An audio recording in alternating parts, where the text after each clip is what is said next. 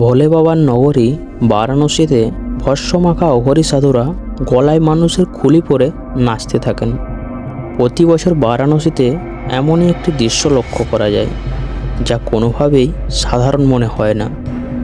তারা চিতার ছাই মেখে হোলি খেলে আর ভোলে বাবার আনন্দে এমনভাবে মগ্ন হয়ে যান যে জীবন মৃত্যুর পার্থক্য তাদের কাছে ঝাপসা হয়ে যায়। মৃত্যু এমন একটি সত্য যা কেউ অস্বীকার করতে পারেন না। যার জন্ম হয়েছে তার মৃত্যু সুনিশ্চিত।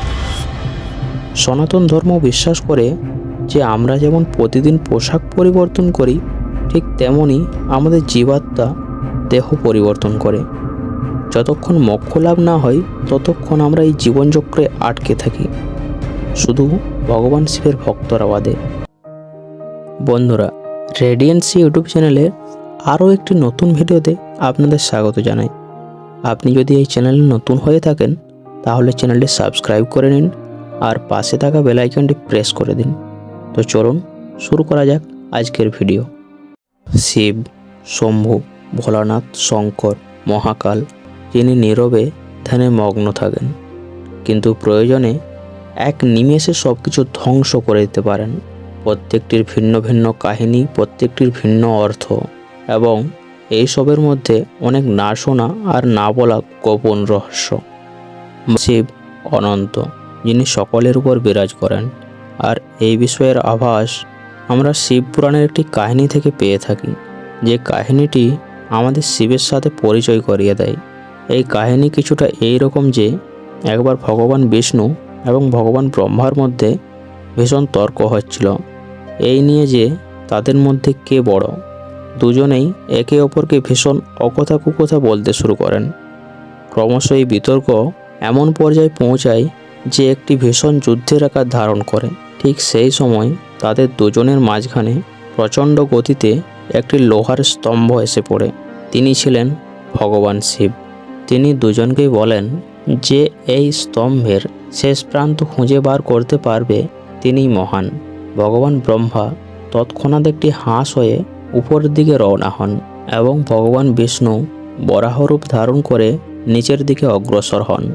কিছুক্ষণ চেষ্টা করার পর তারা দুজনেই বুঝতে পারেন এই স্তম্ভের না তো কোনো শেষ আছে, না কোনো শুরু আছে। এই জন্য গুণ, কখনো পুরুষ আবার কখনো প্রকৃতি। এইসবের অর্থ হলো যে ভগবান শিব প্রকৃতির দৈত্য সত্তাকে দেখায়। দেখা যায় যে ভগবান শিবের একটি রূপ আর একটি রূপের থেকে বিপরীত। কথায় আছে শিব ভোলানাথ, ওনার হৃদয় মহান।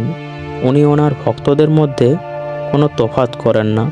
রাজা, ঋষি, দৈত্য, অসুর যেই শ্রদ্ধা সহকারে ভোলানাথের কঠোর তপস্যা করে বা ভোলানাথের আরাধনা করে, তাকেই ভোলানাথ দেখা দেন এবং প্রসন্ন হয়ে তার মনের মতো বর দান করেন।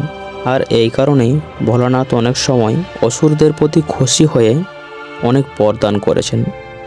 একজন অহংকারী রাক্ষস যে ক্ষুধার্ত তৃষ্ণার্ত হয়ে দিনের পর দিন শিবের আরাধনা করেছেন, তার প্রতিও ভোলানাথ খুশি হয়ে তাকে দর্শন দিয়েছেন এবং সেই রাক্ষস বরদান হিসেবে চান যে সে যে জিনিসে হাত দেবে তা যেন ভস্ম হয়ে যায়। ভগবান শিব তার এই ইচ্ছা পূরণ করেন, আর সেই অসুরের নাম ছিল ভস্মাসুর। ভস্মাসুর যাতেই হাত লাগাতো তাই ভস্ম হয়ে যেত। ফলে ভস্মাসুরের অহংকার দিন দিন বাড়তে থাকে আর সে নিজেকে সংসারের সর্বশক্তিশালী বলে মনে করতে থাকে। শেষে ভগবান বিষ্ণু সুন্দরী মোহিনী অবতার নেন। ভস্মাসুর মোহিনীর রূপে এতটাই মোহিত হয়ে যায় যে নিজের মাথায় হাত দিয়ে বসেন আর জ্বলে ভস্ম হয়ে যায়। আরও একজন রাক্ষস যার সম্পর্কে সকলেই শুনে থাকবেন, তিনি হলেন লঙ্কাধিপতি রাবণ, যিনি একজন ভীষণ বড় মাপের শিব ভক্ত ছিলেন।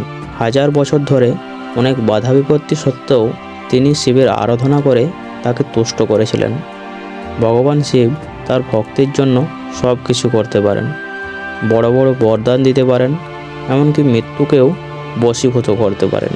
ভগবান শিবকে নিয়ে এমনই আরেকটি কাহিনী হলো ঋষি মার্কেন্ডেয়। ঋষি মার্কেন্ডেয়, যার জন্ম এই শর্তে হয়েছিল যে তিনি মাত্র 16 বছর বয়স পর্যন্ত বেঁচে থাকতে পারবেন আর তারপর তার মৃত্যু হয়ে যাবে। কিন্তু 16 বছর পর যমরাজ যখন তাকে নিতে আসেন তখন তিনি ভগবান শিবের ভক্তিতে লীন ছিলেন। তিনি শিবলিঙ্গকে আঁকড়ে ধরেছিলেন, কিন্তু যমরাজ যখন তাকে টেনে নিয়ে যেতে থাকেন তখন ভগবান শিব সেখানে স্বয়ং প্রকট হন এবং যমরাজের উপর এতটাই রেগে যান যে তিনি মৃত্যু দেবতা যমরাজকে বধ করে দেন। কালের অন্ত করার জন্যই শিবজি কালান্ত নামেও পরিচিত। দেবতাদের অনেক অনুরোধ করার পর তিনি শান্ত হন এবং দেবতাদের অনুরোধেই মৃত্যু দেবতা যমরাজকে পুনর্জীবন দান করেন। আর ঋষি মার্কেন্ডেয়কে চিরজীবনী যমরাজও শিবজির রাগকে ভয় পান। আর এটাই হলো সেই কারণ যে কারণে শিবের নগরী কাশীতে যমদূতের প্রবেশ নিষেধ। ভগবান শিবকে বেশিরভাগ সময় শান্ত এবং সদা হাস্যময় দেখা যায়, কিন্তু ওনার যদি রাগ হয়, একবার রাজা দক্ষ একটি বিশাল বড় যজ্ঞের আয়োজন করেন। সেখানে উনি ওনার মেয়ে সতী এবং জামাতা শিবকে আমন্ত্রণ করেননি। যজ্ঞের খবর জানতে পেরে মাতা সতী বিনা আমন্ত্রণে তার বাবার বাড়ি পৌঁছে যান, কিন্তু সেখানে গিয়ে তিনি তার এবং তার স্বামীর প্রচণ্ড অপমান হতে দেখে মাতা সতী এই অপমান সহ্য করতে না পেরে যজ্ঞের আগুনে পুড়ে দেহত্যাগ করেন। ভগবান শিব যখন মাতা সতীর বিষয়ে জানতে পারেন তখন তিনি সেখানে পৌঁছে প্রচণ্ড তাণ্ডব শুরু করেন। ওনার তাণ্ডবে এতটাই শক্তি ছিল যে সব কিছু এলোমেলো হয়ে যায়। তখনই ওনার বীরভদ্র রূপ প্রকট হয়, আর তার সঙ্গে প্রকট হয় ভদ্রকালী, যেটি ছিল আসলে একটি শক্তিজোট। এই তাণ্ডব বেশ কিছু সময় ধরে চলতে থাকে। বীরভদ্র এবং ভদ্রকালী দুজনেই ছিল ভীষণ ভয়ঙ্কর। শিবজি তাদের বলেন সব কিছু ধ্বংস করে দাও। তখন তারা দক্ষের শিরচ্ছেদ করেন এবং দক্ষের সমস্ত সেনাদের হত্যা করে ফেলেন, আর যা কিছু তাদের সামনে আসে সব নষ্ট করে দেন। তাদের ক্রোধ শান্ত হয়। সতীর মৃত্যুর শোকে যা কিছু ধ্বংস হয়েছিল কেউ দাঁড়াতে পারেন না। আচ্ছা, বিষ্ণু এবং ব্রহ্মার ঝগড়ার কথা মনে পড়ে, যেখানে কেউ অগ্নিস্তম্ভের শেষ খুঁজে পাননি, কিন্তু তখন ব্রহ্মা মিথ্যে কথা বলেছিলেন। তিনি বলেছিলেন তিনি অগ্নিদণ্ডের শুরু কোথায় তা তিনি খুঁজে পেয়েছেন, এবং ভগবান বিষ্ণু মেনেও নিয়েছিলেন যে ব্রহ্মা হলেন সর্বশ্রেষ্ঠ, আর তখন তিনি ওনার আশীর্বাদ গ্রহণ করেন। ঠিক সেই সময় ওই অগ্নিস্তম্ভ থেকে শিবজির ভৈরব রূপ প্রকট হয় এবং তিনি ব্রহ্মার পঞ্চম মস্তক কেটে দেন। যেখানে ভৈরব আছে সেখানে ভৈরবীও আছে, যেখানে বীরভদ্র আছে সেখানে ভদ্রকালীও আছে, যেখানে উমা আছে সেখানে শঙ্কর আছে, আর যেখানে ভগবান শিব আছেন সেখানে পার্বতীও আছেন। শিব আর শক্তি হলো প্রেমের প্রতীক। নিজের স্বামী অপমান সহ্য করতে না পেরে মাতা সতী যজ্ঞের আগুনে দেহত্যাগ করেছিলেন। অপরদিকে নিজের তপস্যায় মগ্ন হয়ে যান। তিনি বৈরাগী হয়ে যান। উনি কখনোই অন্য নারীর কথা ভাবেননি, কারণ শিবের মিলন শুধুমাত্র শক্তির সাথেই হয়ে থাকে। শক্তি বিনা শিব অপূর্ণ একটি মৃতদেহের মতো। মাতা সতী পরবর্তীতে যখন পার্বতী হয়ে জন্মগ্রহণ করেন তখন তিনি ভগবান শিবকে স্বামী হিসেবে পাওয়ার জন্য কঠোর তপস্যা করেছিলেন, আর মহাশিবরাত্রির দিন ওনাদের বিবাহ সম্পন্ন হয় এবং শিব আর শক্তির পুনরায় মিলন হয়। আজও যখন কেউ সনাতন ধর্ম অনুযায়ী বিবাহ করেন তখন অগ্নিসাক্ষী রেখে একে অপরকে প্রতিশ্রুতি দেন। প্রত্যেকে বিশ্বাস রাখে যে তাদের ভালোবাসা শিব পার্বতীর মতো হোক, কার্তিক গণেশের মতো সন্তান নিয়ে ভরা পরিবার হোক, এবং তারা যেন সুখে দুঃখে একে অপরের সঙ্গে থাকতে পারে। শিব পুরাণ অনুযায়ী প্রত্যেক পুরুষের মধ্যে শিব বাস করেন এবং প্রত্যেক নারীর মধ্যে পার্বতী বাস করেন। ওনাদের একসাথে থাকার ফলেই এই সৃষ্টি চলতে থাকে। শিব পুরাণে আরও বলা আছে যে এই সংসারের সৃষ্টিকর্তা ব্রহ্মা সংসার রচনা করেছিলেন। উনি বেশ কিছু সময় অপেক্ষা করেছিলেন, কিন্তু সংসার জীবন আগে এগোচ্ছিল না। পশু পাখি সব একই রকম রয়ে গিয়েছিল। তখন ব্রহ্মা শিবের আরাধনা করেছিলেন এবং তাকে জিজ্ঞাসা করেছিলেন কেন এমন হচ্ছে। তখন ভগবান শিব তাকে বলেন, ব্রহ্মা, তুমি যেমন জীব বানিয়েছ তা সকলেই নর অর্থাৎ পুরুষ, আর জীব সৃষ্টির জন্য একজন পুরুষ ও একজন নারীর মিলন হওয়া জরুরি। ব্রহ্মাকে বোঝানোর জন্যই শিবজি তখন অর্ধনারীশ্বর রূপ ধারণ করেন। এটাই সেই রূপ যার অর্ধেক পুরুষ আর অর্ধেক নারী। সেই রূপের একদিকে সিঁদুরের চিহ্ন আর অন্যদিকে চিতার ভস্য। একদিকে উনি পরে আছেন গহনা আর অপর দিকে আছে সাপ। শিবের এই রূপ স্ত্রী এবং পুরুষের মিলিত রূপের প্রকাশ ঘটায়। উনি শিবও আবার শক্তিও। মহাদেবের অর্ধনারীশ্বর রূপ থেকে এক দেবী বের হয়েছিল।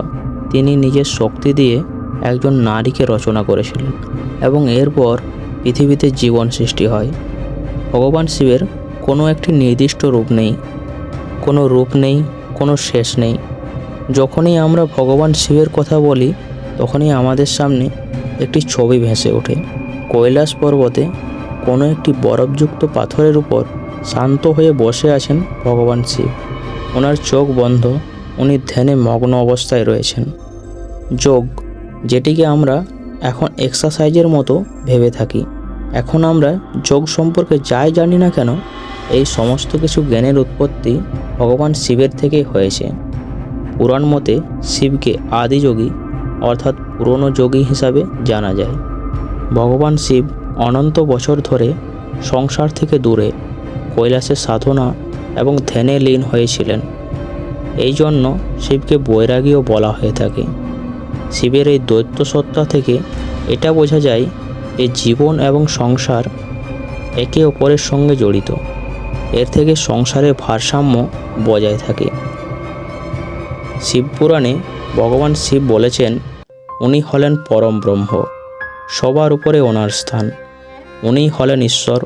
ওনার ভক্তি এবং সাধনা করলে যে কেউ এই জীবনচক্র থেকে মুক্তি পাবে আর ভগবান শিবের সঙ্গে মিলিত হতে পারবে।